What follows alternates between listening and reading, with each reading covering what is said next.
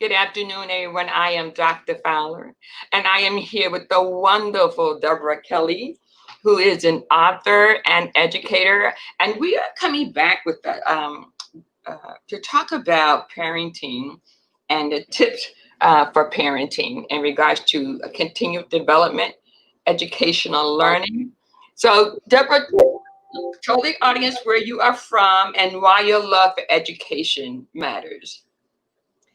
Well, I'm Deborah Kelly, and I am from the Philadelphia, Pennsylvania area. I'm a retired teacher and a certified parenting educator, and I wrote this book because too many young African American students are not succeeding. They are functioning under their ability, and I had to look at that. We're descendants of kings and queens, and we ruled the world at one time. We started mathematics, civics, science, technology. That was Yeah. all our inventions, the architecture. And so I said, now, why is it that we are not succeeding? It's environment. It is not heredity.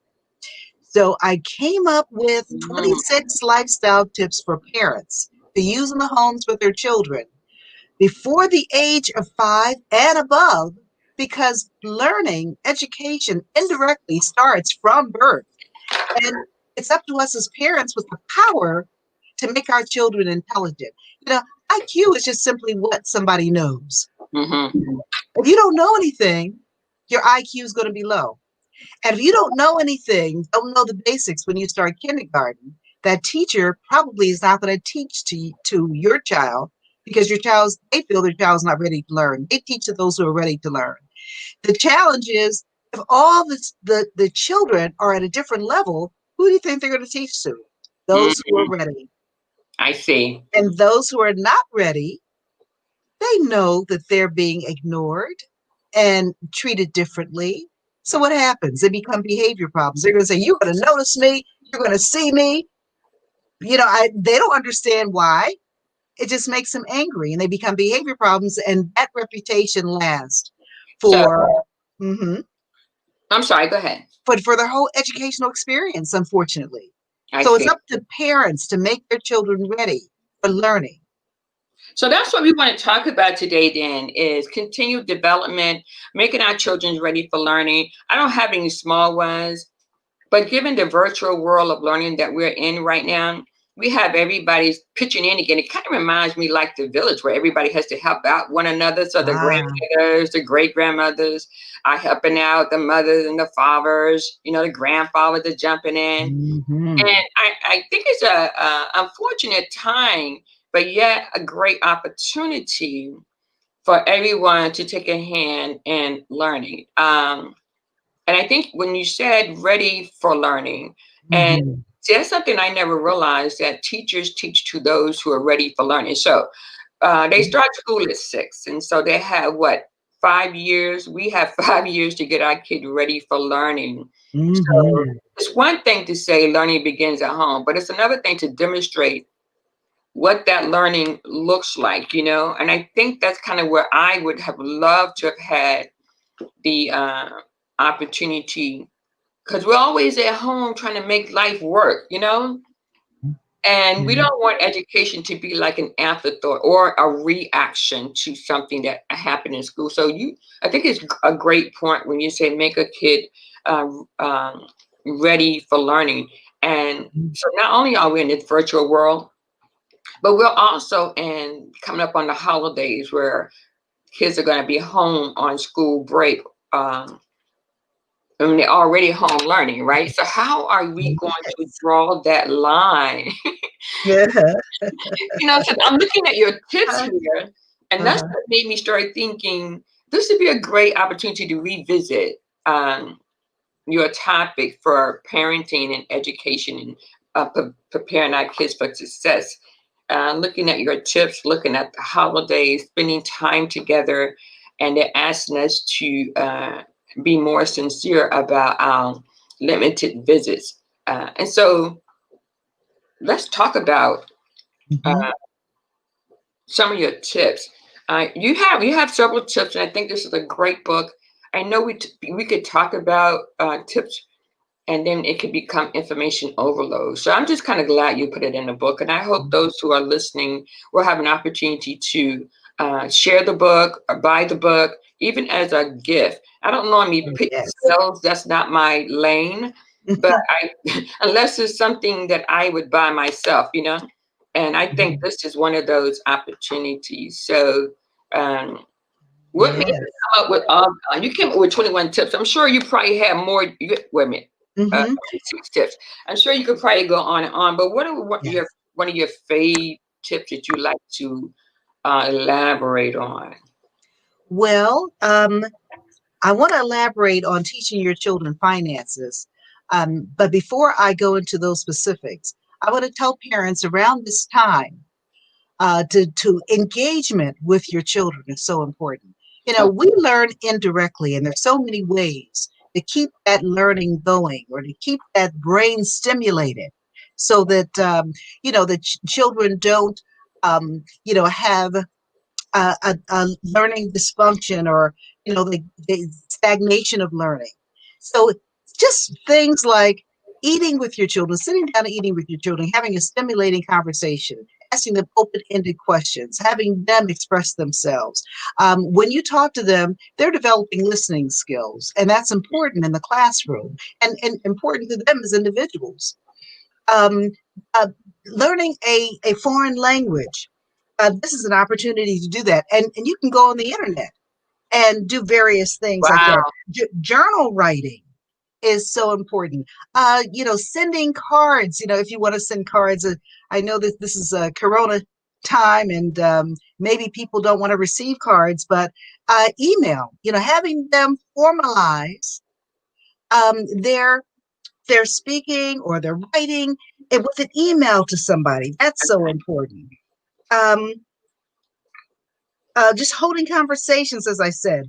The holiday season is coming up. Kwanzaa is a great opportunity to put in your children's heads principles, good, solid principles of just living. With Kwanzaa, you know, Umoja, Yes.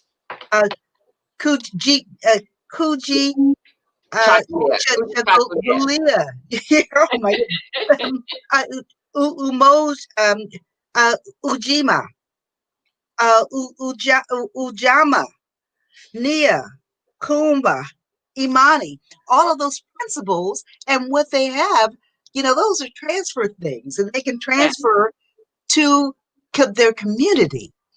So You can teach them about that and they can act out those principles for So purpose. let's kind of walk through that. I like the idea of learning something new over this holiday time, or even when you have the school break.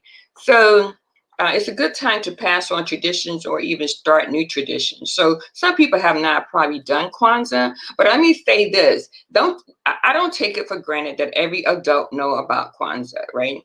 I know about Kwanzaa because of the my surroundings as I was traveling across the country in the military. A friend of mine's, Dr. Joy, and her husband, McGee Johnson, they always had gatherings where they invite their friends, their family, their neighbors, and they would have this first day of Kwanzaa that starts like the day after Christmas, right? And they're celebrating unity, which is Umoja. And so I think that if I would advise that people could do that. I mean, you have the study, you have the candles, you have the mat, you have the fruit, and they all represent something. And it's a great time to learn about this if people choose to. But I think when I went to seminary. Now, listen, I've traveled and I've learned, but when I got to seminary, it was a different type of learning, right? It was very focused and targeted. And I bring that up only to say that. Uh, I chose to illustrate and do the Kwanzaa setup and to teach that way. And behold, there was a lot of people who did not know the meaning of Kwanzaa or the candles or the fruit or the mat and the 10 principles. Like they've heard of it, but they weren't able to elaborate on it. So I absolutely enjoyed sharing it, and I was asked to share it with them afterwards as well. so that they could have those principles. And so every day, we should reflect on one of those principles, even outside of the holiday, to help us focus. That's some of the challenges that I think parents will have, is being able to focus on what the intent is. So I think this holiday is a good time to start a new tradition, and I would just encourage him to let Kwanzaa be one of them. Why? Because kids would be able to visit on Zoom. I know families have the Zoom uh, days and schedules set, but what if the kids had it with their friends, right? On Zoom, as opposed to just school. I know they have it in school. What if families reached out to families and shared, and they did Kwanzaa together over Zoom, and then you're learning at the same time, and you're building an infrastructure for learning. So I think that was a great idea when you talk about your principal 17. It's tip 17, engage in family activities. And Oh, yeah. so you talked about, so I throw out Kwanzaa, like you said, and also, how else can we keep the learning development going over that holiday period? I know you said finances, right? Yes. And I want to say about Kwanzaa, if you don't know about Kwanzaa, you can always Google it, and That's right. information will come My up about best friend. Kwanzaa, what each principle is. So Google that. And what parents can do, this is an opportunity to teach your child how to manage their money. Give your child a lump sum of money and have them do their own Christmas shopping. Okay. And yeah, that is a learning experience. But budget wise, it's good to have. Yes. You're gonna be shopping online, probably, maybe some in the stores, depending. But I think, yeah, let each person Yeah, have their own budget and then revisit that at the end, right? At the end of the holiday, and see that's right. who Uh, had managing opportunities, who conquered it. yes, that's right. So it's some basic things about money. Teach your children the difference between their needs and wants. Their needs are food, clothing, and shelter. When I Okay. say, clothing, it doesn't mean designer, it means basic. So your needs are food, clothing, and shelter. Your wants, entertainment, um, in anything that they want to spend their money on frivolously, that is a want. A lot of people don't know the difference between the two. Well, I think that's a great conversation to have. But how do we, as parents, even keep it informative enough and yet short enough so that we can um, reach our goal when we're trying to teach it? Because if it's not your lane, it's not your interest, and it's hard to keep focus. And for children, you know, my attention span is short if it's if it's a lot of information. So how do we do that with children? I know we can use Monopoly games, right? Yes. Oh, Monopoly is great.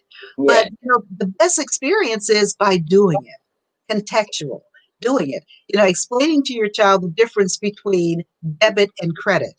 And when you order online, it's credit. And you're using a credit card. And there's an interest rate involved. Mm, Calculating what the interest based on what you buy is going to be if you don't pay it within 30 days. Like if you don't pay it when that bill comes. So that's the ideal way. So, know your budget, know how much money you have, so that when you spend, you're able to pay for that amount when that bill comes. hmm It's just not, money in the sky. It's real money, even though you're using a credit card and you can't see that money transpire, you still, you will receive a bill. And see, that's what children need to know. And Okay. the Well, interest rate and how much interest is going to be. which When you, all in your life. Yeah. yes, and the difference between using cash and your credit card, the difference between using your debit card, which you don't pay interest when money is taken out of your checking account or savings account with your debit card. So hmm all that information is so valuable. If you're paying with cash, when you go to the supermarket, have your children learn how to count their change. What change should they get? So that they are not taken advantage of. And so, Now, I'm sorry. with getting change, you Mhm. count up from the price that you pay to what you give them. Teach your child how to count up. If it costs 30 cents and you give them $1, you're counting up, saying 30, add 10 cents to it, 40, add another 10 cents, 50, then you add another 25 cents and 75, add another 25, and it's $1. And that's how much money that was given. So it's our responsibility to make sure that our children know how to manage money. So the law of supply and demand. Oh, I'm sorry, Dr. Fowler. No, listen, I know this is your lane. You can just kind of go and talk about it all day. And I want to just kind of, I wanted to jump in and say that you talked about this is part of our topic is getting our children ready to learn. And those are the ones who the teacher's going to teach to. And so you said about age, we have 5 years to get that done before the kid start school, right? And so in that 5 years is what you're saying, be able to do these things, so that we're talking about our young kids, getting them ready to learn from day one and then keeping that on. And it sounds to me like there's an intentionality that needs to happen, a conversation from parent to parent that needs to happen, and so that we're not reactive to the situation. Exactly. And in my book, I tell parents what their children need to know, the basic information they need to know when they enter kindergarten. And I also tell them how to approach the tips. Start from the least difficult and progress to the most difficult. You cannot try to teach your child multiplication or division unless they know, of course, addition and subtraction. So start from the least difficult to the most difficult. Build on previously learned knowledge. With phonetics, knowing the alphabet, knowing the sounds of those, the alphabet, each letter, building words, breaking down words. All of that's necessary. Making the learning process fun. And that's where making learning process fun. So let's talk about that for a minute. So one of your principles talks about engaging while doing chores, right? So we're coming off of a school entrenched virtual learning process, and everybody's looking for a break, right? I know the kids are probably looking for a break, and the parents are probably going, "Can I get a short break here? Can we kind of draw a line of divide here?" But I heard I listened to a show the other day, and one of the parents, the father, said he used his Thanksgiving break to do a science project with his kid. It wasn't it wasn't a school assignment. It was something he wanted to do. So he went out on board the science project, and him and his kids, they built it from start to finish. That right there, I think is what. Shoot, I was like excited. Sometimes we just go through life, and it can be so challenging for us, trying to do so many things at one time. But learning is definitely a priority. So that's why I think making learning fun and yes, indeed. But most of the time, children like to interact with their parents. Around this time, making cookies, Christmas cookies or Kwanzaa cookies, or cooking a meal together. That new tradition, yeah. There's so much that can be learned with recipes, measurements. How many tablespoons, in a half a cup, and how many cups in a pint, and how many quarts, and measuring. Important. That teaches math skills, and making it fun. If the child makes a mistake, no big deal. Also around this time, parents should buy educational toys. Educational toys are just as fun as Mr. and Mrs. Potato Head. Remember Mr. and Mrs. Potato Head? Whether you put the nose in, you put the eyes in, you put the mouth in. Well, what else is there to do? I know when I work with one of our church programs, Christmas Tree of Lights, and we talk about buying clothes versus toys. And Christmas is a time where people, it was determined where kids want toys. Of course they want clothes, but course, they need clothes, but they want toys. So there's that need and versus that want, right? And I don't, because I don't have any young kids, I'm going through the store looking at ages and then trying to match the age with the kids that I know. And so Yeah. I think buying educational toys is like your tip 9 talks about. So I think having this list of tips and how you break it down is just so interesting to me.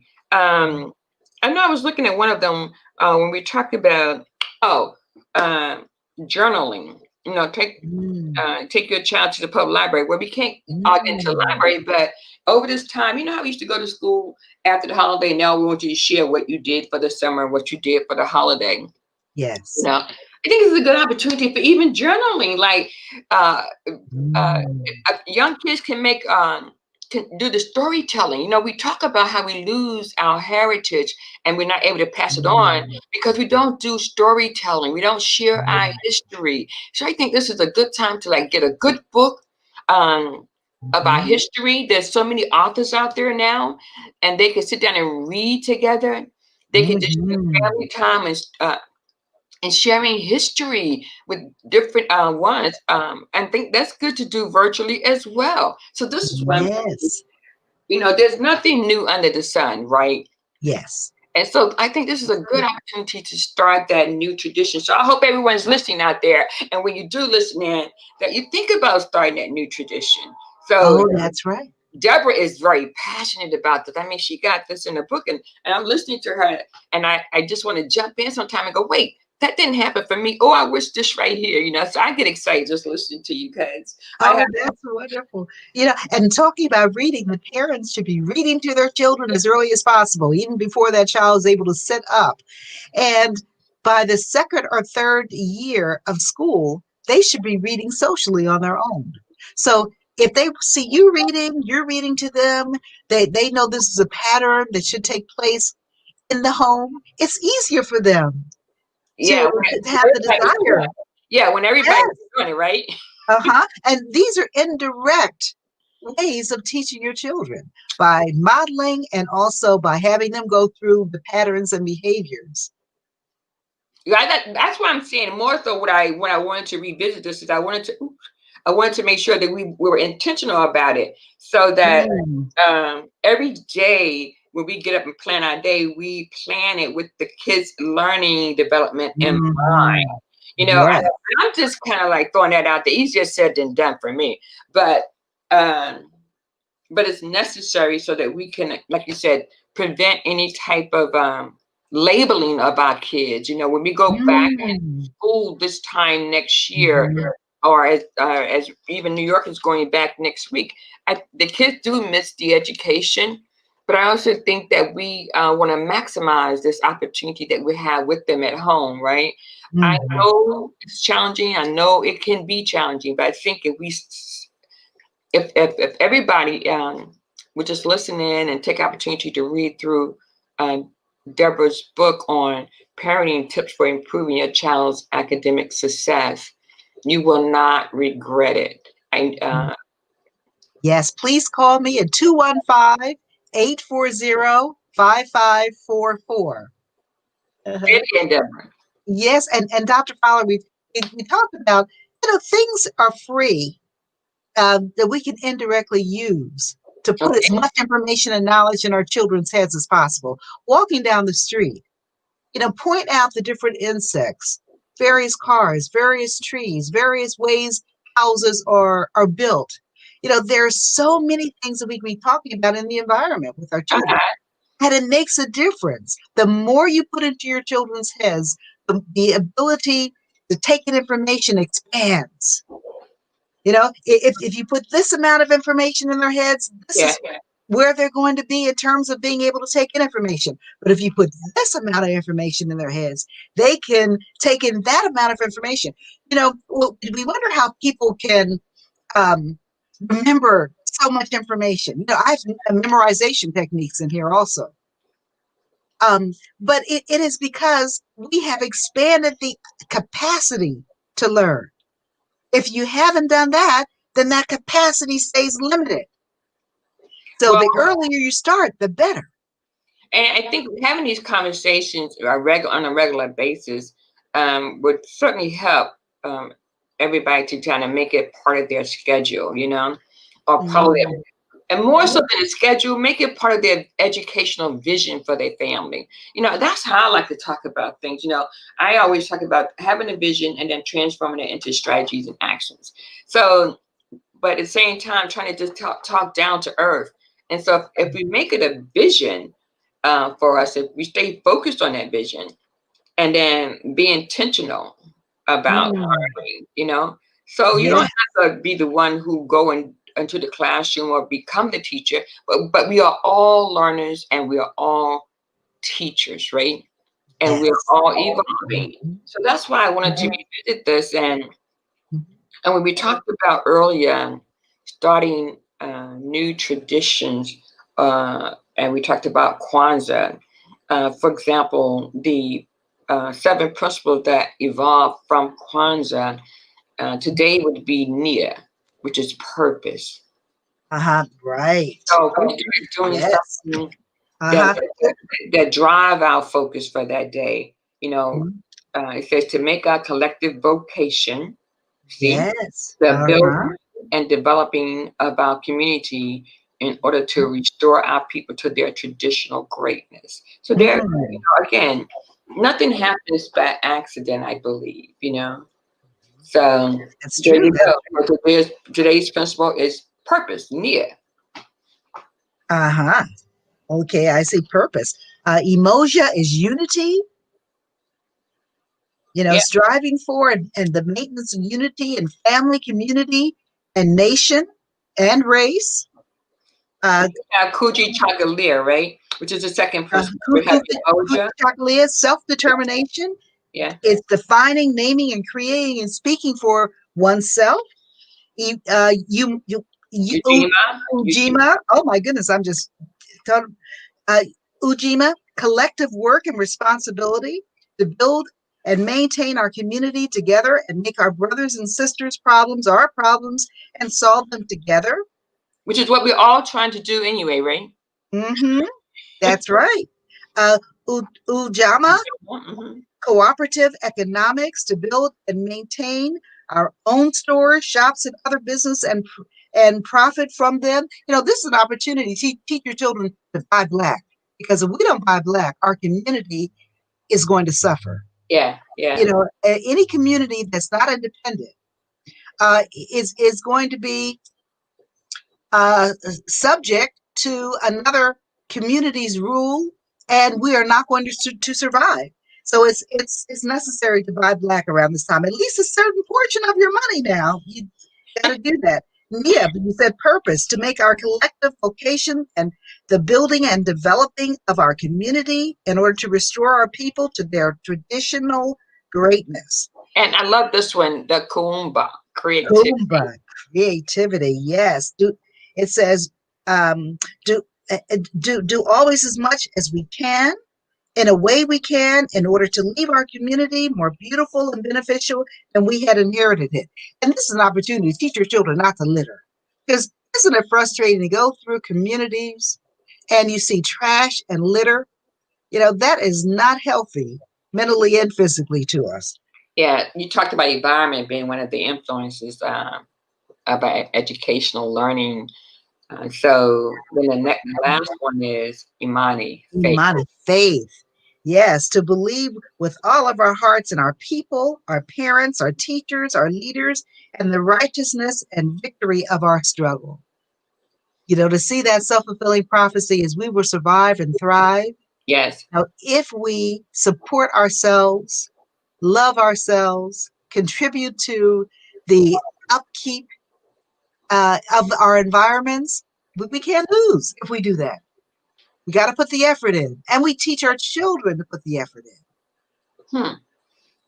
Well, I think that this conversation has been a blessing as always to talk about the continued learning development of our children. Mm. It's very serious. Yeah. I just want us to optimize the time that we have to spend with our children, that we will have that influence for continued growth, continued development, so that they are what? Ready to learn more so now than ever before. And that is my prayer, that we see increase in their learning abilities and not a decrease as a result of changing learning environments right now from in person to public. I know it's been a while, but I just want us as neighbors to be our brother and sister's keeper. And so even though I don't have young children, I think this is a very important conversation. And I Yes. hope everyone who's listening today would take an opportunity to share your own tips. But again, to get you started, Deborah has already established a list of 26 tips to help us out. She put it in one place so that you can look at it and then kind of build on it. Yes. So, 215-840-5544. You may call me.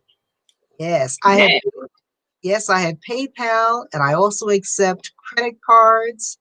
You know, I'm not going to mention I'm on Amazon, because Amazon, I have my own feeling about that. But please call me 215-840-5544. You're also on Facebook, where you could certainly place your book cover out there, and we can do that in the day to come, so that people can have direct access. They don't have to search for anything. They could just be able to put your number out there, so we'll be able to reach it. So I'm going to put it here in the comments for immediate access. So you're going to have to say it a little bit slower for me. I'm multitasking over here, Miss Deborah. I would say this is an opportunity for parents to teach the open hand theory. It's a blessing to be able to give and to teach your children not only to take, but to give. That reciprocity is so important for setting them up for friendships, for just their thinking in terms of not expecting everything to come to them. That giving is also a blessing. So, if you have that closed fist, that nothing goes in, nothing comes in and nothing goes out, that's an opportunity to teach your children about the blessing of giving. Okay. Yeah. And also we talk about finances. Teach your children the difference between wants and needs. The law of supply and demand, and I know that might sound scary to teach your child, but it just simply is. When demand goes up, price goes up. When people are buying a certain product or service, the price will go up. But when that product and service is not in demand, the price goes down. So there are some times of year that it's good to buy certain products because people are not buying them at that time. Around this time might be a good time to buy something if it's in the store that, is used during the summertime. The price is going to be low at this time because demand is down. So when demand is down, price goes down. When demand is up, price goes up, except on luxury items that, supply and demand doesn't affect those things. Wow. So that's another concept to teach your child. But it's our responsibility to teach our children. At a certain age, to teach your children how to write a check. Yeah. The bank can teach about the banking system. Now, if you're not sure about it, Google it, and that information will come up. As parents, we like to just kind of take care of our kids in every way possible. And so when it comes to, like you talk about, teaching them about money, teaching them about how that credit score follow you all the days of your life. Oh, the FICO score. That's right, the FICO score. Yes, and what goes into the FICO score? What goes into it? Whether you pay your bills on time, the debt that you have, how much money you make. I was thinking, Deborah, as you were talking about how we as parents will go ahead and we'll stay on them to pay the bill. We'll pay the bill sometime because we understand the significance of how important the credit score is, right? Mm-hmm. And so I think that is definitely a good opportunity to teach about Yes, versus right. Because based on your FICO score determines your interest rate. Everybody doesn't pay the same interest rate. And if mm, you have a good FICO score over 800, you might buy an automobile and have to pay no interest. okay, Makes a difference. makes When you're spending $30,000 and you're paying 10% interest, on $30,000, that's $3,000 in interest on 10%. That 10% is not that high considering So if but you don't have to pay that extra $3,000, that saves you a lot based it on your FICO score. it does. Listen, and when we talk about going to go shop, uh, every time it said discount, 10% off your purchase. Let me tell you the truth. I do not go into a store shopping for a sale if it's not 50% or more off. Okay, that's a sale for me. Mm-hmm. So That's right. we gotta get our little priorities straight in regards to, especially in this season. Um, well, giving can go a long way. So I love your open hand theory, where we can just kind of give to one another and create, right? Use one of our principles of emoja and go ahead and talk about creativity. And that way we can create some of our gifts instead of buying gift, which is like the Kuumba principle. I'm going to keep saying that because I'm going to make that an everyday intentional focus of mine as to what principle it is today and what I'm doing today to enforce that. That's my new tradition, is to embed it into my day-to-day living. It's not enough just for me to know about it, but for me to speak about it and to live about it and be intentional about it. And that's where I think we can make an improvement with education, with those who know us. If those who know us best, know us for who we are. So I'm going to incorporate. That's my new tradition. All right. Incorporate that. Having knowledge is one thing. Using your knowledge is definitely another thing. Yes, and modeling that so that somebody else, our children, see that. And that's the biggest teaching. It is. Also with modeling, having our children observe, because they're looking at us and observing us and listening to how we talk to others. Exactly. And so think about if we made this a part of our language, right? If we spread this love about principles, and developing our own tips, about education, I believe we can definitely improve and help build on that over this next, what is this, December the 3rd? So we have, Yes. what, 22 more days before Christmas? So we Oh, can definitely repeat. We can learn these principles, and then on the day after Christmas, you can start these activities, family activities. So mhm. I want to pray about that and see what the Lord would have me to do in order to make to use my platform, start a new tradition, and talk about the principles. So I don't know if I get to do it as much as I would like to. Deadlines on writing my book on rethinking leadership can be more tasking than I thought, right? Because you want to get it right, you want to get it. There's so much to say, right? Uh, Uh-huh. so I'm Yes, inspired yes. by you just having to complete that task. Um, I'm going to definitely, and that's my target right now, is to complete my book so that I can have my book launch in February timeframe, March timeframe. Good. Leadership, and you have definitely given me an opportunity to even talk about how we can do that with kids as being a leader. So thank you so much, Deborah. I really appreciate your time, and I hope I can help you in some kind of way. Please just let me know. I think this is very important, that we talk about leadership, but I think we also need to talk about our children education more and make it a public conversation versus a private conversation. Yes. Our children are our legacy. They're going to be here after we're gone. And we want to make sure that our children are capable, productive, self-reliant, that they're ready for this global economy. That's so important. And the things that we do will help them to get there. They don't get there by themselves. We talked about self-actualization before and what goes into self-actualization. Okay. I hope the listeners have heard that, but it's in my book. If you want to call me to talk about it, you can call me. We can talk, anyone, and you can also order my book. But even if you don't order my book, if you have a question, give me a call, 215 840-5544. It's on the screen right there. She's Thank standing there ready. And Facebook is definitely is under Deborah Kelly as well. So we're Yes. going to make sure that you have ways to communicate. And maybe, Deborah, you and I can join forces here and we can start posting, because we know we're not 24/7 Facebook viewers or social media. But, we have to be realistic. We have to connect and stay connected. And so social media is definitely the way right now. And so maybe we can make it a point that over the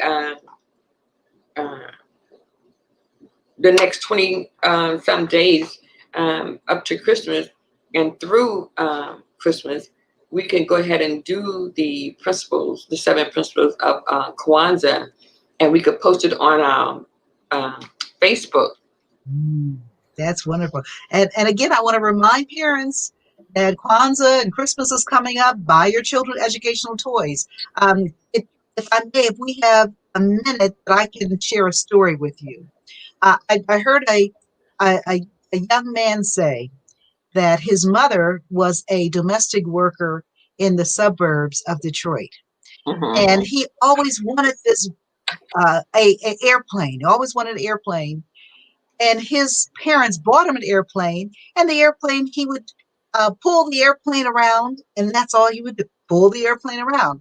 He said when he went to work with his mother at the home that she worked in, he wandered into the little boy's room around the same age he was. And he said he noticed that the little boy had an airplane assembly set that he was bought.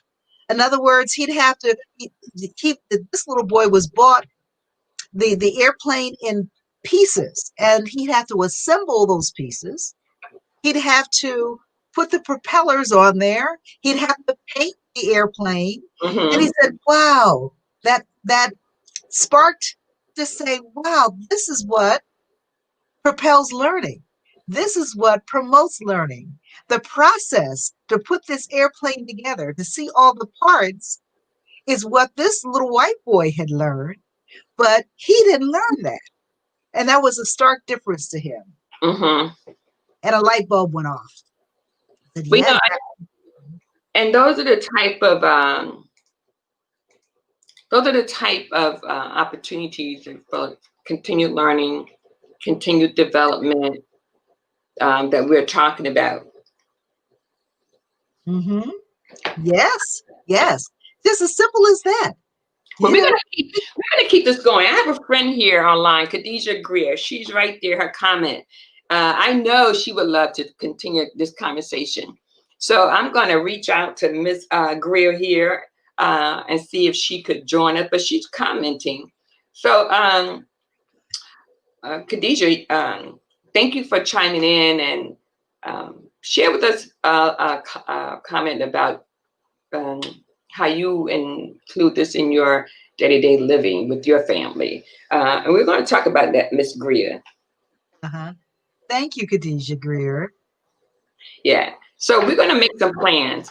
I'm going to reach out to her and we're going to see if we can set up something again on a short time scale and schedule so that we're not taking up each other's time and wasting anybody else's time. But we're definitely going to make this a point. Just want to start this new tradition. So I am just excited about this new tradition thing, So that's what mine is. And maybe everyone else will start a new tradition for we can build on and share across our community of social media platforms. I know I got several friends who will have this conversation for to start a day after Thanksgiving, Christmas, and keep it going for the several principles. But just remember that today's principle from Kwanzaa is Nia, which is creativity. And that is to make collective vocation the building and development of our communities in order to restore our people to their traditional greatness. And tomorrow is Kuumba, which is creativity. Today is Nia, which is purpose. So we're going to just kind of do that. Okay? Wonderful. So stand by, Deborah. I'm going to I'm gonna pull in Miss Khadijah right now. This is where we kind of go off. We don't have a script, and I love it. So we're gonna get Yeah. traditions Yeah. and get her online. Wonderful.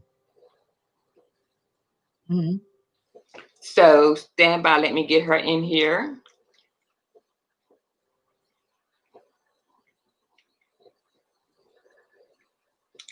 Give me 1 minute. Go ahead, Deborah. You can go ahead and keep Oh, talking about your plans. okay. I was just thinking about the benefit of teaching our children our history, our great history from way before slavery. Uh-huh. And that's where our history should begin when we communicate with our children. Okay. It gives us a sense of purpose. It gives us a sense of pride when we know that we have contributed so much to this world and also to the United States of America. When I Yes, get we have. if they call me for a book, I will include in there the African American invention listing. That even in spite of Uh-huh. our restrictions and our oppression, that we still were able to make such valuable contributions to America. And our children should know that, because if you're in an integrated school, as I was, I did not learn that until I got to college. And that's a shame. All of the contributions that we made. I didn't learn that until I got to college. And so many of our young people feel that we've made no contribution, that we were only slaves, that our potential is limited. No, that is not true. And I think they automatically act differently. They have a different contribution if they know their history and know what we've done in the world. So that's so important, not to be downplayed. Uh-huh. No, I traveled a lot, but yet I learned a lot of things as I traveled, but I learned them, I think, I would say, later than what I would want to. I would love to have been able to learn them at an early age. But again, that's what I'm talking about, is being able to tell our story and through storytelling, you know, and that, Yes, that could be a new tradition that's intentional, and we can families can build on that, and you can learn about your family, about your ancestors, about your lineage. yes, it's so important. And more information in the head, it expands that capacity. So it's beneficial all the way around. Talking to your children, developing listening skills, developing speaking skills. Speak standard English to your children. Not just slang. They're going to learn slang out there in the street, but you talk standard English to them in the house. That's so important. That prepares them for school, because they're going to learn standard English in school. They're going to take those tests, and they have to know how to interpret those word symbols. That's all word is. Words are symbols. Yeah, and sometimes we learn it when we have to learn it. I know people may not always agree, but when we talk about code switching, changing up, speaking one way here and another way in another environment. But I think if we teach our children, like you said, uh, standard language, Oh, yes. I think if we maximize that 5 year window gap, that we'd be able to build upon our children and make them learning ready, so that when they get in the classroom, even over this next 2 weeks, to be excited about education, so that when they return from their Christmas break, they have something to share, and they'll do a show and tell, right? But for Mhm. the family, I think if we were some form of journaling to capture Mhm.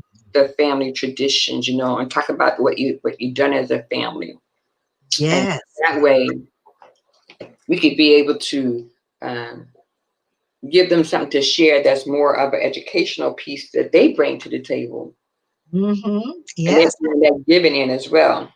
Mhm. And when they do, they're learning, they're sharing. You know, that's so, and those are transfer skills, as I said. The listening, the writing, the composing, sentence structure, being able to formulate their thoughts on paper.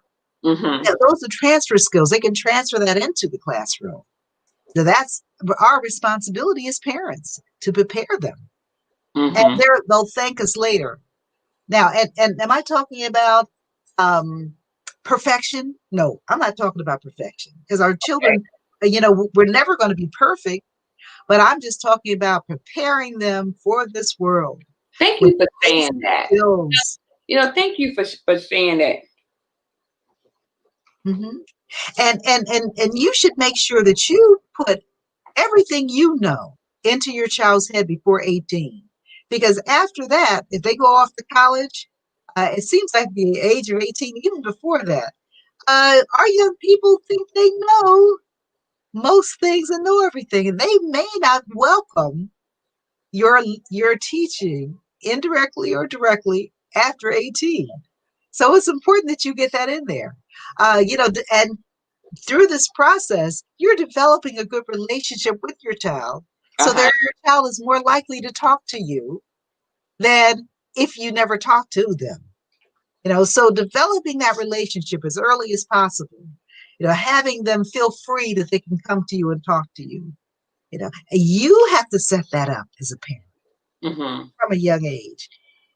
That's why, going down the street, being in an automobile, when they can't escape, and talking to them about what you're viewing and talking to them about those lyrics that they're listening to on the radio that are not beneficial to their little ears sometimes. Mm-hmm. Monitoring that is so important. You know, I 'Cause what goes in comes out. Hmm. Oh, I see. I just had a I got the I got Miss Khadijah coming on now, so Oh, great. excited about that. Yeah, she's in California, just to let you know. Oh, I have a son in California. Say it again. I have a son in California. As a matter, I have two sons in California. Uh-huh. Hmm. What part?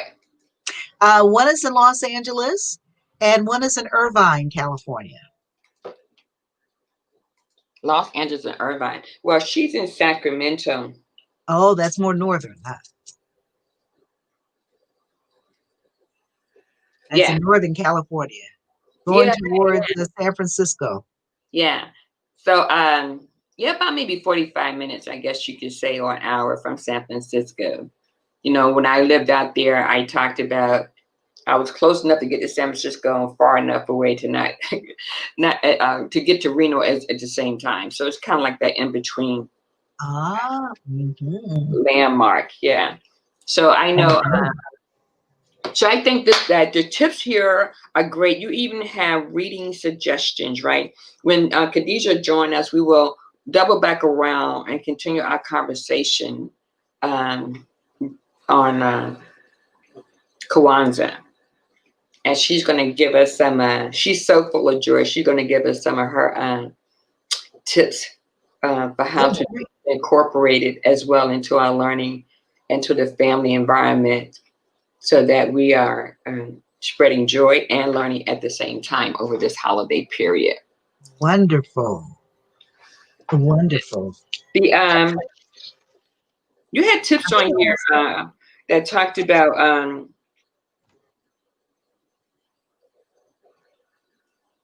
you said reading to your child. I know we said that. I know we talked about reading, so that Mhm. everybody's buying books and Yeah. sharing that. Uh-huh. I'm looking at here to see what I was like. There's so much in here that picking out just one thing or two things, it's Well, Deborah, what age group did you teach when you were teaching before you retired? oh, with the subjects? What age group did you teach? Oh, high school. And see, so that let me see what the result was of not starting school with the basic knowledge. And some of these students, they were in, had been in special needs, or some of these students were relegated to remedial. I taught business. Okay. I taught introduction to business. I taught business law, international law, marketing, entrepreneurship, management, um, So look, information technology. so Deborah, uh, look, there is oh, hello, Khadijah. How are you? Good morning. I'm well, or good afternoon. I am Oh, well. you're in Thank you. California, so we understand. Yeah. In Yeah. sunny California. Amen. Amen. How are I you? I am well. Thank you so much. I was just listening to the conversation earlier and I was just, yes, yes, yes, we need to talk about this. I think it's absolutely very imperative that we do speak to the children about how to have a sustainable financial life. And that does include giving. It's not just a receiving thing. It's also you have to give. And part of giving and receiving is being aware, right? And a lot of us coming from the communities that we've come from, we didn't receive that information. That's It right. wasn't privileged information to hand over to us. And so, I have two children. They're both adults now in college. I have one on their way out of college, one just going in. And thank you. Good for you, And Mama, because they didn't get there by themselves. no, they didn't. But they have a wonderful network, including Arnita. This is part of our village, right? Creating Yes. resources before the obstacle gets here, right? Because we know that there's going to be hurdles. We know that there's going to be things strategically placed in the way of our children to hinder them from creating and growing wealth. And so, in order for them to be able to see the finish line or to see the goal line, they have to have people in their circle who have been there, who have crossed that finish line and know how to get back so that they can get there as well. Right? Yes, exactly. You know what I wanted to suggest? There are a couple of books that parents can get by Robert T. Kiyosaki. Mhm. What is Rich Dad, Poor Dad? What the rich teach their kids about money that the Yeah. poor and middle class do not. By Robert T. Kiyosaki. That's a good book. Rich Kid, Smart Kid. Giving Your Child Financial Head Start by Robert Kiyosaki as well. So those are two books that parents can get to help to teach their children how to manage their money. Amen. Again, Rich Dad, Poor Dad, what the rich teach their kids about money that the poor and middle class do not. Yep. And Rich Kid, Smart Kid, Giving Your Child a Financial Head Start. Both of them by Robert T. Kiyosaki. That's Kiyosaki. I The do have more. Glenn, I do no, go have ahead. more suggestions in here, books that you can get for your children to teach them financial literacy also in the book. Good. But those two are good. Good. Oh, and continue, Khadijah. Well, I'm sorry. no, go ahead, Deborah. I was going to ask Khadijah. I don't know whether I interrupted what she was saying. No, you didn't interrupt what I was saying, but I do want to say that it was, I remember the generation being with my great grandparents who they were our babysitters when my mom went to work. I remember the generation of the insurance man coming around and the Watkins man Yes. coming around and them keeping the funds to make sure that everybody was able to get buried. But I do not remember that they had the financial stability to make sure everyone had a savings account or a checking account, Yes. or Yeah. they didn't have any credit or anything like that. And so as soon as I could, I took my children at the age of 13 and took them down to the bank, and we got them a bank account. We opened up we opened up them a bank account, a savings account. And then when they turned 18, the savings also became with a checking account attached. I had classes with them to show them how to fill out a check, how to balance a checkbook. Now, whether or not they actually balanced their checkbook, I don't know, but I did teach them. So but I showed them how to balance a checkbook. I was able to give my son at 15, because he's a baseball player and an athlete, and a lot of the things that he had to order for him to play baseball. I let him order himself, and I got him a prepaid debit card. So his allowance would go on that card. Work that he did around for chores, the money would go on that card. So he knew how to exchange and be productive in commerce. And so those were things that I taught them at 18. I got them both credit cards. My son my son doesn't even know, he's 24 now. At 18, I got him a credit card, and he thinks that credit card has been canceled a long time ago, because at 18, when I gave it to him, when he went to college, he didn't do right by the credit. And so I ended up paying it all off within 6 months, and I blocked it from him, but I still have it. And so I make his essential purchases on it, and I pay it from there, so that his credit is good right now. He can leave college and purchase a home with a very low interest rate. He can leave and purchase a car with 0 to a very low interest rate. And so these are the strategies that we have to do, practically handing over to them and behind the scenes that we set up, right? Outstanding. Outstanding, mother. Well, that's outstanding. And I hope that you communicate what you're doing to other parents, because a lot of parents are not doing what you're doing. So I hope that you tell them what you are doing. Mm-hmm. Oh, that's absolutely wonderful. Yeah, we have a circle, with my mentors. It's always been pay it forward, right? And so where my mentors, where I have Dr. Arnita, Dr. Joy Johnson, and my mother, where I have those mentors, it would be irresponsible of me to now not be a mentor to some other young ladies. And so it's just part of the evolution, right? It's part of the village continuum. Wonderful. Yes. That's right, because everything is taught. Yeah. Everything is learned. Yeah, I think parents, that. Go ahead, Deborah. I agree with you. Yeah. So parents have to realize that. And if we don't teach it and nobody else teaches them, our children are operating at a deficit. Agreed. And it's not something that's going to be taught at the depth of which it should be in the classroom, or as soon as it should be in the classroom, because they're about learning, right? Yes. But relating that learning to life experiences, I think, comes so late. It does, and it doesn't address each culture as it experienced, from day to day. And so we know what best impacts us, right? And so then we have to do like targeted teaching, targeted learning, continued learning, intentional learning, focused learning, and it should be where it's expressed like Khadijah, that there's a return on our investment into our children. That is what I like to think of it, as an investment as opposed to a requirement.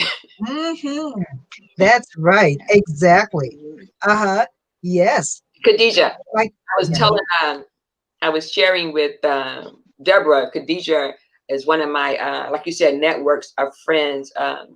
When I was in the military, I was more of a person who was involved with my community than I was 24/7 military. Like, I did my job like a 9 to 5, regardless what ship it was on.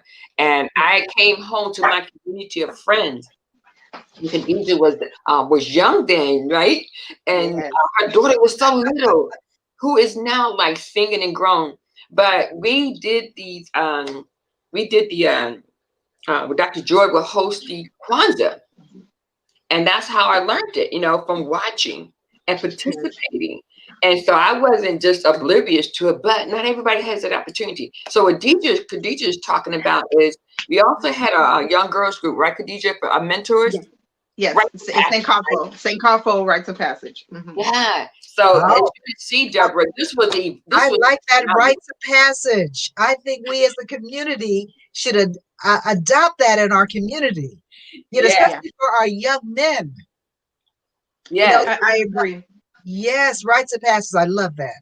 Because I wouldn't be who I was. I would definitely not be who I am today without rites of passage. For me, it came along when I was 15. So it was at the point where, as the grown folks say, I was smelling myself. And it could have went either way. But to see professional Black women who cared, other than my mother, right?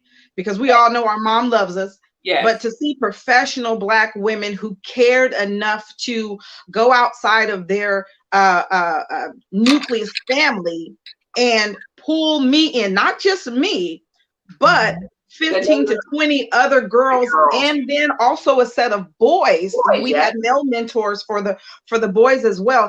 And I mean, the teachings were on point. The teachings was about identity. The teaching was about self-love. The teaching was about building one up from the inside, so that when the external things come, we can withstand. And so those principles that have been placed into me,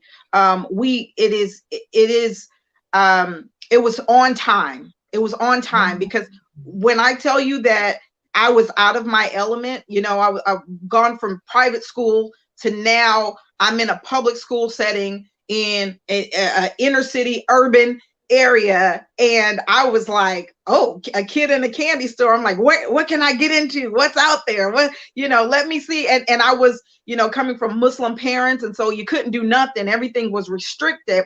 And so I was like, yes, this is my time to run a whole muck. And so they didn't let it. They didn't allow it, and I appreciate them for that. So that was so important. You know, Yeah. You know, here's the funny thing, Khadijah. Deborah, you talk about learning. It's never too late to learn. So when Khadijah said she was 15 going through the rites of passage, right? Sankofa group. I had to be somewhere between 23 when I joined the military, and somewhere around about 27, 28, because my son was 6 at the time when I met them. And so I was participating and learning as well, where I went from learning to actually being a mentor, helping out in that same group. So, you know, there was this continuous evolving of friends. And like she said, we didn't just do it for the girls, we did it for the boys. So it went both ways. So it was a two-way street, and it was very impactful. It went on not just from camps or gathering, but learning. Mathematics was like, I love math, but it didn't love me, right? And Uncle McGemo, who I called Uncle McGemo at the time, I call him Brother McGemo now. Him and his wife, Dr. Joy, was leading this at the Sankofa group for rites of passage. And yet he was also a mathematician. So I would work in the daytime, and he would tutor me at nighttime. I'm a grown woman, but I'm doing military. I got a 6-year-old, and I'm having to put in like 12 hours at work and come home and try to get my associate degree. I didn't start college until I started the military. You understand? At 33. And so I always felt like I was running to catch up, working to catch up, going to college to catch up, and raising a child. So this was very important for me, that he would tutor me, and I would be exhausted when he was tutoring me. I would fall asleep, and he'd tell me, okay, so here's what we're going to do. Develop a plan. You're going to go to work. You're going to come home. You're going to take a nap. And then when I get home, we're going to start fresh. And that's how I was able to, believe you not, finish up my associate degree, pass that doggone calculus class and geometry class, go get that bachelor's. And Dr. Joy said, his wife said, Arnita, you just have to remember that once you get the first degree, the next one comes easy. And who would have thought? I promise you, I owe my educational pathway to God, yes, for giving me the resources. But I also owe him for putting Dr. Joy and Dr. McGemo, Dr. McGemo, in my lane, because had it not been for those continuous and patience and having that atmosphere of learning. I mean, like I said, by 7 p.m., everybody had a book in their hand, okay? Everybody had a book in their hand. So this is what we were talking about. It was fun because we could laugh about it, but it was impactful, memorable, and like you said, it changed who we became, because we weren't getting at work, you know? We weren't getting at work. We were busy working and raising family at the same time. Oh, I admire that. Dr. Fowler. Background. That's why I didn't mind her jumping on, because I know who she is. I know where she's coming from. I have to worry about who I'm inviting online. I've never had to do an instant right now moment of invitation, you know, but I thank you, Khadijah, for being just that vulnerable to kind of jump on here and share your experience. And Deborah, for you, I know this is a valuable lesson. I know this is a valuable conversation. And I'm not doing it for anything. I'm not trying to sell nothing. I'm trying to sell love. I'm trying to sell giving.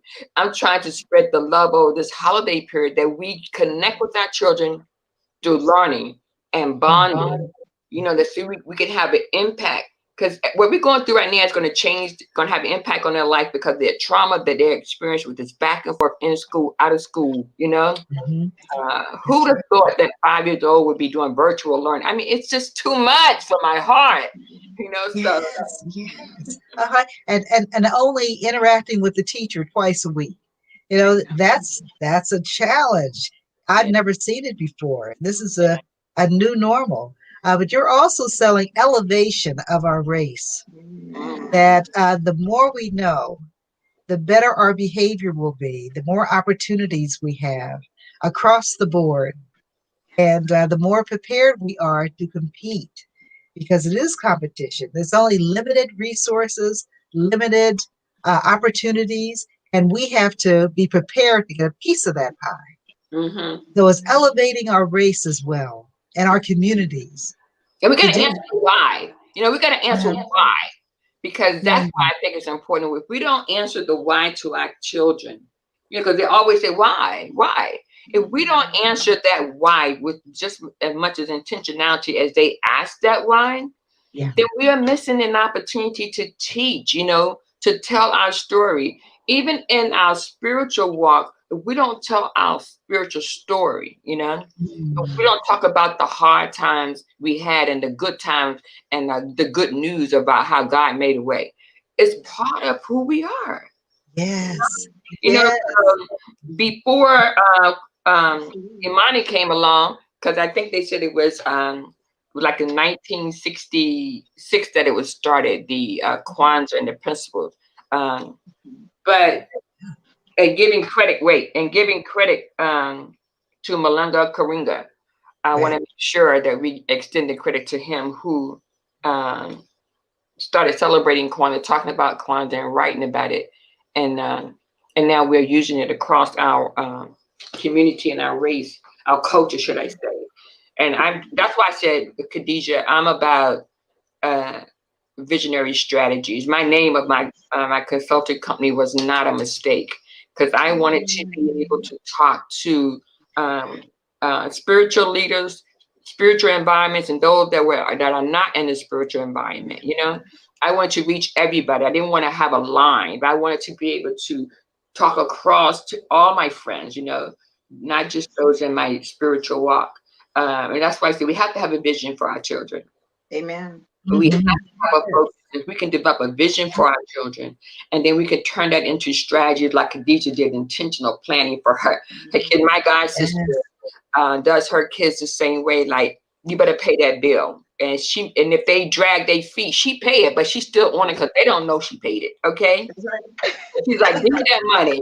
She does that right now today. She does that. And her kids are like 30 and plus right now, but she did that. And I'm like, what?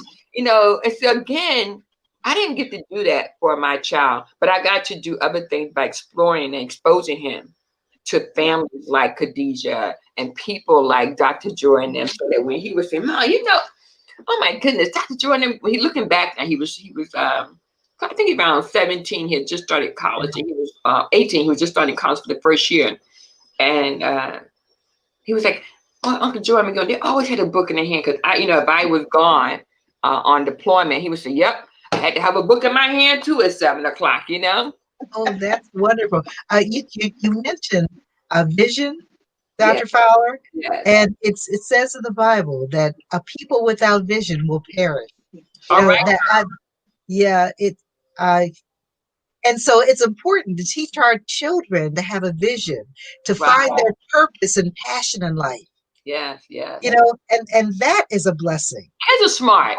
We need to stop selling our kids short by thinking that they don't have the intellect at a young age to be able to teach them. If anybody else can teach them, then we can teach them as well, right? Yes. So that's what I'm talking about, is starting a contagious a conversation right now I need to change this from candid conversation to contagious conversation so that it, keeps spreading. I love you guys. I'm so excited. You guys just make my day because I never know what we're going to start talking to, because I don't have a script in front of me, you know. Okay. I don't have a script. So I want this to be You wouldn't have known it. huh? You would not have known it. I just want this to be heart flowing, Oh, out of reality. You know, we can't wait for somebody to tell us who we need to be and what we need to do. You know, and Khadijah talked about helping her son and investing in her son financially and teaching him. And then when, you know, start a bank account, and at the same time, when they get a job, how they need to pay attention to their investments, you know, like if you put in $25 over here in mutual funds or something, and just let it just keep going. You never know. I had bonds in the military.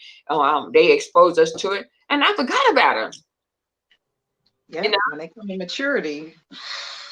So that's all I'm saying. yes, I'm telling you, the teacher children that. Yes. Absolutely. And I did want to leave with, you know, a challenge, you know, because I think that's part of our growth, right? We want to encourage, and we also want to challenge one another. And since we're talking about Kwanzaa, we're talking about the 7 principles of Kwanzaa, the Nguzo Saba, right? We're talking about Umoja, right? We're talking about unity being one. We're talking about Kuumba, creativity. We're talking about Ujima, collective works and responsibility, us building together. We're talking about cooperative economics, right?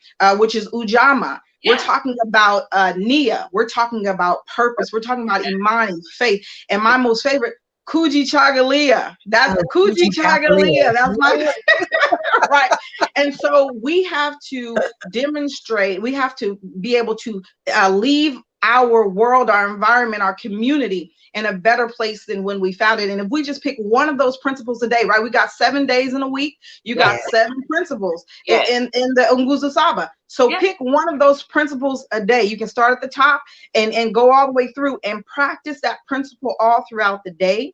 Show your children that you're practicing that principle all throughout the day. Tell your coworkers about the principles that you're practicing it throughout the day. Invite your neighbors to practice that principle throughout the day. And what'll happen is it'll become memory. It'll become tradition. It'll become habit that will build the character of the community overall. That's why I cannot ask people to do something I would not do when I say start a new tradition. This time is not lost on us, right? Just like God uses everything, we need to use every chance and opportunity to do something to leave our footprint. And so I was saying to Deborah while you were coming on is I am going to be intentional that when I wake up, I'm going to like focus on tomorrow's principle, which is what? Kuumba, right? So that's creativity. And that's what my day should be built on. You know what I mean? Doing something like that. You know, in addition, we can multitask here. We're not a monolithic person where we can only do one thing. You know, we used to always say we can walk and chew gum. Well, now we need to walk, chew gum, and talk about it and do it, right? Yeah. So that's what I'm talking about is we need to connect again, Khadijah. We'll talk about it so that we can come on and talk about the principle of the day on December the 26th, doggone it. You know, so we can just kind of show people how to walk this thing out, right? And then keep going. I know we can make an impact in those 7 days, going over the 7 principles. Listen, God did not create us for nothing. He did not waste anything, right? He said, greater in us, greater is he that is in us than he that's in this world. I believe that. In my heart of hearts, they say, what good thing could come out of Sacramento, Virginia, Philly? Don't get me to start preaching up in here because I stand on the word of God, you know? By faith we came this far. Yes. On a solid rock I stand. Yes. You know, so that's kind of where I am. I talk about family and love. I mean, that's just the way it should be, right? Yeah. And that's how I'm able to make it through the day with all the chaos. When chaos is all around you, and yes, peace is surrounding you as well. Climb those mountains, you know what I mean? They're never going to be too high when you have a principle, a foundation of faith, you know? And that's what I'm talking about. So that we don't have to worry about what's going on around us. No, That's I right. don't care what it look like. I just know who's in control. Okay? Um, that's right. yes. I get up in the morning and I say, let me go do my live show. I don't know what God is Come going to do today, but I'm going to stand on the ground. All right. Amen. What has Amen. happened? A new thing happened today where I have a guest right here live, straight Yes. up. So God is in just more than one place. And I said Yes. about leadership, and I believe every one of us can lead in this time. Every single one of us.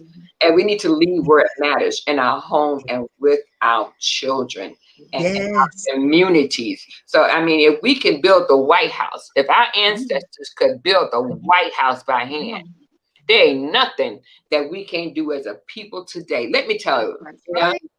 That's So, right. Amen. And see the benefit of putting depositing all yeah, of this that we're saying into your children is they will be independent. They won't have to ask you for money. They could be drug and alcohol addicted free. Amen. That you develop a lifelong loving relationship with them. and There are that white line benefits. from school to prison can go away, okay? That's right. Yes. Done. If we Right. just Yes. take control, and we got to use new language, like you said, deposit into our children, invest into our. Those are the type of conversations we need to have, you know. Amen. So we can have something to talk about in days to come, and they can tell the story. They can keep telling the story. So in addition to doing Kwanzaa, challenge us to include Kwanzaa as our foundation for each day, is also to be able to have a vision. Yeah. Give our children a vision so they can build on and make it plain, you know, Yeah. make it After plain. 2 Every and child 2, should write be it able to down. say, yes, every child should be able to say, my dad, my mom. You know what I'm saying? Yes. Heart. And what their purpose and vision is, their purpose and passion in life is, we need to help them to identify what that is. Yeah. And And help cultivate that. help cultivate that and continuously being a mentor. Now I know the word mentor in business industry take on a whole new meaning where it's desensitized for me. You know, it just don't mean the same thing to me, you know. But when we talk about mentoring within family right here, Uh-huh. if we're talking about giving them someone to lean on, you know, to let every child know that they are not in this by themselves, you know, right? You know, that's one of the stories we got to pass on today. And life wasn't easy, you know, or I can think about the days, you know, that I look back for real and say, Lord, how did I get here? And how did I survive the challenges of loss, the challenges of competition, the challenges of not getting promoted when I thought I could? But all things work together for the good of those who are Amen. called to We love love the Lord you. To his his purpose. purpose, right? Yes. Yes. Oh God, which pushes right back on that what near. Near. Maybe God's That's right. purpose. Listen, ladies, this is the longest show. We just broke a record for visionary strategy. This is the longest I have carried on this session, but I have thoroughly enjoyed it. I like this I am because too. I like this platform where there are no limits to what God can do. I'm Amen. telling you, and there are no limits. You know, Amen. so There are no limits. Dr. Fowler, thank you so much for having me. Khadijah, was such a pleasure meeting you. And I'm so Beautiful. impressed with what you are doing. And thank you, Dr. Fowler. I appreciate it. Getting this message out. listen, ladies, hang around for a second. I'm going to show you a number one more time that for people who may have questions. Thank you. There you go. So I really appreciate you, ladies. So hang around for a second. Listeners out there who are listening now, who will chime in later, thank you so much. Just listen to the whole. I know it's time. It's longer than what we planned, but everything happens for a reason. And this is a good thing today. Okay. Yes. So stand by, ladies. Thank you for Okay, having me. thank you. Stand by.